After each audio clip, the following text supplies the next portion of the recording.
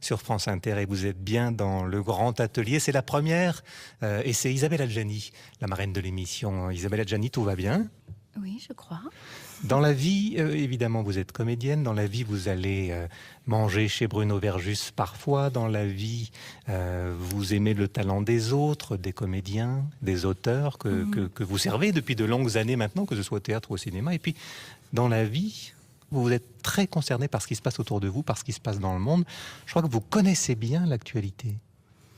Je la suis, même si je m'en défends parfois, mais je la suis parce qu'on ne peut pas vivre, sauf si on fait un choix d'ermite, coupé des autres, du monde, et même si je n'aime pas particulièrement la manière dont c'est commenté, dont c'est relayé médiatiquement, tout ce négativisme et cette espèce de course vers l'effroi et la chute.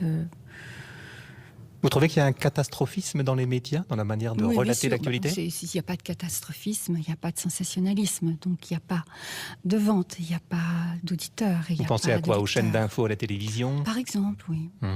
Alors du coup, vous regardez quoi ? Arte ? Arte, évidemment, c'est une chaîne que j'aime beaucoup. J'aime beaucoup aussi la chaîne parlementaire.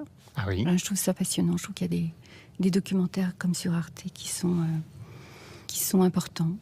Et puis sur le service public, il y a aussi des choses tout à fait exemplaires, je trouve, et courageuses en matière documentaire. Oui. Puisque vous suivez l'actualité, vous avez certainement entendu ça. Des maladies que l'on croyait éradiquées se développent à nouveau sur notre territoire. Des enfants meurent de la rougeole aujourd'hui en France. Dans la patrie de Pasteur, ce n'est pas admissible. L'an prochain, les vaccins pour la petite enfance, qui sont unanimement recommandés par les autorités de santé, deviendront obligatoires.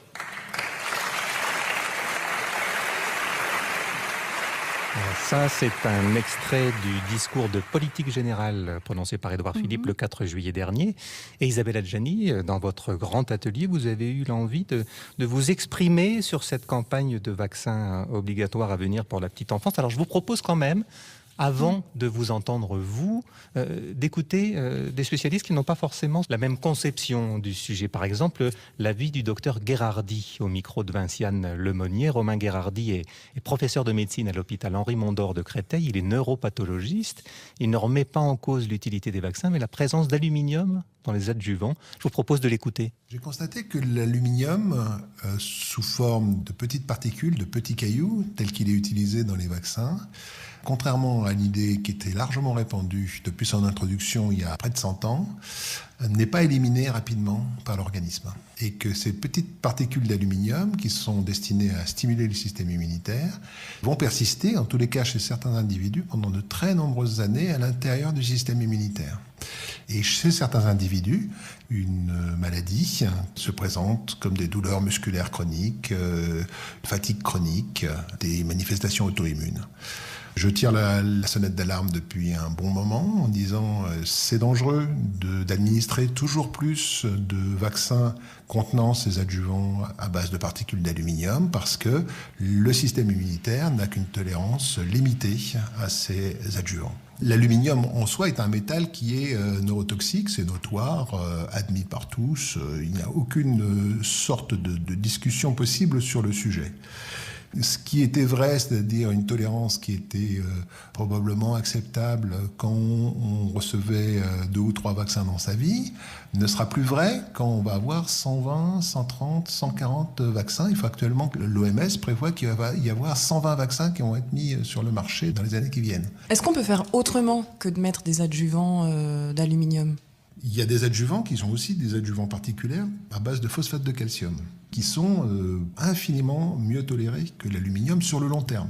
Moi, je suis plutôt favorable au développement des vaccins multivalents, qui protègent contre 5 ou 6 maladies différentes, et qu'on met qu'une seule valence d'adjuvant. C'est une manière aussi d'épargner le système immunitaire de cet encombrement d'adjuvants inutiles.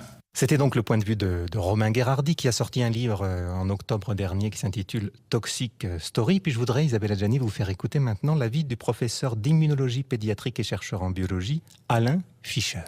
Il y a aujourd'hui 11 vaccins recommandés pour les petits-enfants. Ces 11 vaccins correspondent donc à des protections contre des infections potentiellement très graves qui peuvent être mortelles, certaines formes de méningite, les coqueluches chez les bébés, l'hépatite virale plus tard dans la vie, la rougeole, et donc ces vaccins sont efficaces. La vaccination, comme tout acte médical, comporte des risques. Mais ceux-ci ont été très largement évalués. La vaccination n'est pas récente. Je rappelle que pour les vaccins qui sont utilisés actuellement, tétanos par exemple, ou la diphtérie, a été rendu obligatoire avant la guerre. Et les autres vaccins sont pratiqués depuis 20, 30, 40 ans, dans France et dans le monde entier. Si bien que les risques qui existent ont été et sont en permanence évalués. Ils existent, mais ils sont extrêmement faibles. Et puis, pour certains vaccins, de façon exceptionnelle, il peut y avoir des complications. Il a été décrit pour un vaccin contre la grippe, une complication qui s'appelle la narcolepsie, où les gens tombent en sommeil brutalement. C'est extrêmement rare. Si bien qu'au total, la balance entre les bénéfices qui sont considérables et les risques qui sont minimes fait que cela explique que dans tous les pays du monde, l'ensemble de ces vaccins sont recommandés, fortement recommandés, ou rendus obligatoires si nécessaire, pour l'ensemble de la population. Alors Isabelle Adjani, vous avez entendu ces deux points de vue divergents sur la campagne de vaccination à venir, sur les dangers des vaccins. Presque pas assez divergents. Bien sûr, l'aluminium est un toxique qui ne devrait pas exister comme adjuvant dans les vaccins. Mais ce qui me frappe, c'est d'entendre le professeur Alain Fischer, président du comité de vaccination, omettre de préciser qu'il est en lien étroit avec le laboratoire Sanofi, dont il a reçu en 2013 le prix Sanofi Pasteur, par exemple. Tout comme le ministre de la Santé, Agnès Buzyn, qui, elle, était au conseil d'administration, au board, de deux laboratoires très impliqués dans les vaccins, Novartis et Bristol Myers Squibb. Moi aussi, j'ai mes fiches, désolée. De 2009 à 2011, je voudrais comprendre comment des gens qui ont un intérêt, on va dire, d'ordre financier dans ces décisions, peuvent intervenir comme des boucliers humains qui protègent notre santé. Alors, se référer à Pasteur, comme l'a fait le Premier ministre, est une bien mauvaise idée. Il faudrait lire un livre qui s'appelle « En finir avec Pasteur », qui a été écrit par le docteur Éric Ancelet, où on va apprendre, découvrir peut-être pour la plupart des gens que Pasteur n'est pas celui qu'on croit. Et peut-être aussi acheter, moi ça je le recommande aux parents, un livre de Sylvie Simon, qui était une journaliste médicale remarquable, qui a fait preuve d'un courage vraiment de résistante, qui a écrit Les vaccins, ce que l'on nous cache sur les effets indésirables, et citer, je me réfère à nouveau au Premier ministre, la rougeole comme étant... un danger. Plus qu'un danger, un danger absolu, si on l'entend. Manque de chance, par exemple, cette année en Suisse, la rougeole a fait sa première victime depuis 2009, mais cette victime était vaccinée, par exemple. Il y a eu aussi cette épidémie d'oreillons à l'université d'Harvard l'année dernière. 99% des personnes infectées étaient vaccinées.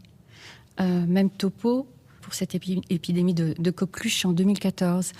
Et puis aussi nous dire que la vaccination est obligatoire dans le monde entier. Ah bon ? Étonnant.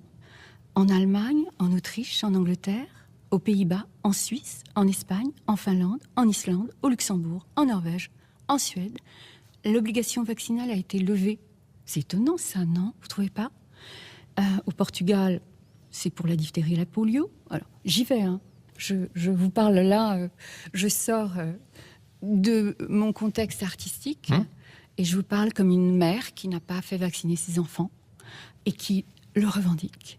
Vous n'avez pas fait vacciner vos enfants, Non. Isabelle Adjani ? Non, absolument pas. Depuis que j'ai découvert la grande démarche propagandiste de l'industrie pharmaceutique, des laboratoires, pour ramener cet argent sur le dos de la santé des gens, eh bien, j'ai mis en acte réel mes convictions. Sans que vos enfants ne rencontrent de maladies particulières. Non, ils vont très très bien. Et ils sont, ils ont un suivi.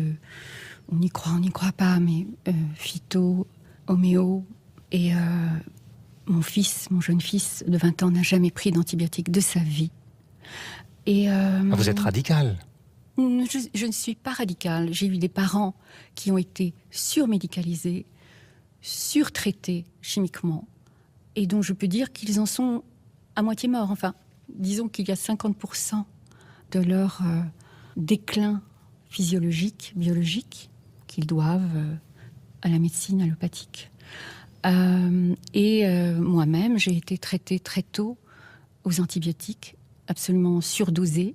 Il m'a fallu des années et des années pour me nettoyer de ça. Et j'ai fait mon apprentissage moi-même. Je suis parfaitement, évidemment, autodidacte. Alors, certains peuvent prendre leurs aises et me taxer d'ignorante. Mais moi, ce sont plutôt ceux qui savent et qui nous prétendent ignorants. Je parle des gens qui pensent comme moi et qui militent comme moi contre cette nouvelle loi. Parce qu'elle nous met en danger? Parce qu'un nourrisson n'a pas son système immunitaire suffisamment développé pour pouvoir lutter contre l'inoculation de 11 maladies. Parce que qu'est-ce que c'est un vaccin?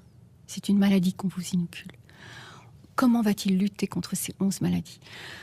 Pour moi, c'est vraiment une façon de détériorer, pour ne pas dire de détruire, l'éclat biologique d'un être dès sa naissance. Il s'agit d'un mensonge scientifique qui joue sur la peur des gens. Et moi, j'ai vraiment décidé dans ce domaine de ne pas avoir peur. Pourtant, Alain Fischer dit que cette position que vous tenez, ou qui est également celle que l'on a entendue du professeur Gherardi, est trop anxiogène. C'est l'adjectif qu'il emploie. Mais ça, c'est une façon de fabriquer de l'angoisse, de dire que c'est anxiogène. Les gens ne peuvent pas être rassurés s'ils ne savent pas. Ils ne peuvent pas imaginer même qu'on puisse leur mentir. Et on n'a pas d'autre choix que de s'informer. Et la responsabilité, évidemment, revient à chacun. Mais moi, cette responsabilité-là, je l'ai prise depuis longtemps. Et j'ai fait faire des faux pour mes enfants, pour les écoles, pour tout ce qui, administrativement, m'obligeait, entre guillemets. Et si vous voulez, pour clore ce plaidoyer, je vous dirais que c'est un crime contre l'immunité qui probablement dans les 20, 30, 40, 50 prochaines années serait appelé un crime contre l'humanité. Vous allez jusque-là? Oui, en toute conscience. Eh bien voilà, c'était l'humeur, la position, le coup de gueule dans ce premier grand atelier d'Isabelle Adjani, qui, je pense, ne s'était pas encore exprimé comme ça sur ce sujet de la campagne de vaccination à venir pour les tout petits. On continue le grand atelier?